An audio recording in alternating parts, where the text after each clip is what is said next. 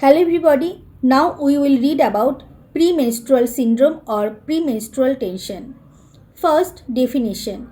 Premenstrual syndrome is a condition of distressing physical, behavioral and psychological symptoms which are not due to organic or underlying psychiatric disorder, which recur regularly during the luteal phase of each menstrual cycle and which disappear or significantly regress by the end of menstruation. Now, etiopathogenesis. The exact etiology is not known. However, the following factors have been identified in their etiology. First, hormonal imbalance. Alterations in estrogen and progesterone levels and decreased progesterone levels are implicated in this etiology as the symptoms occurs in luteal phase following ovulation and resolves with menstruation. Premenstrual syndrome is uncommon in women who had surgical oophorectomy or drug-induced medical oophorectomy, that is, with GnRH analogs, and in women with anovulatory cycles. Estrogen has excitatory and progesterone has inhibitory effect on central nervous system neurotransmitters like serotonin, noradrenaline, and gamma aminobutyric acid.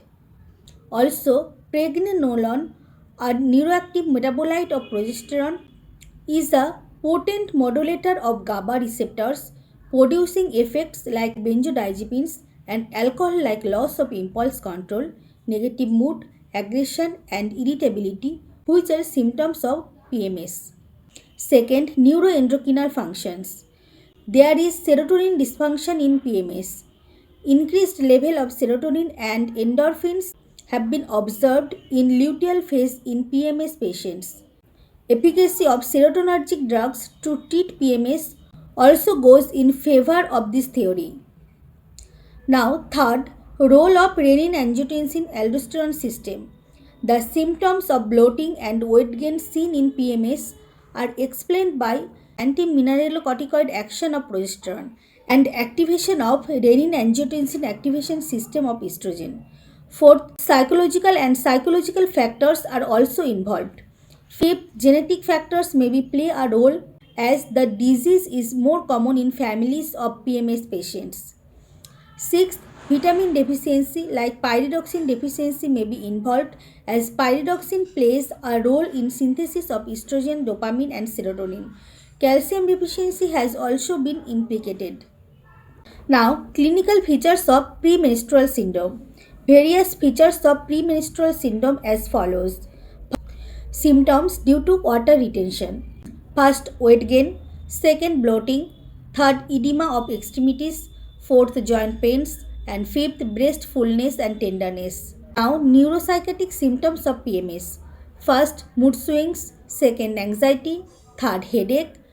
Fourth, depression. Fifth, confusion. Sixth, emotional liability and tearfulness, stress and irritability.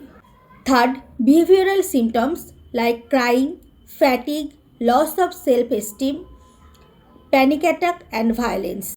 Fourth, miscellaneous symptoms like insomnia, muscle cramps, diarrhea, constipation, low backache, palpitation and food craving.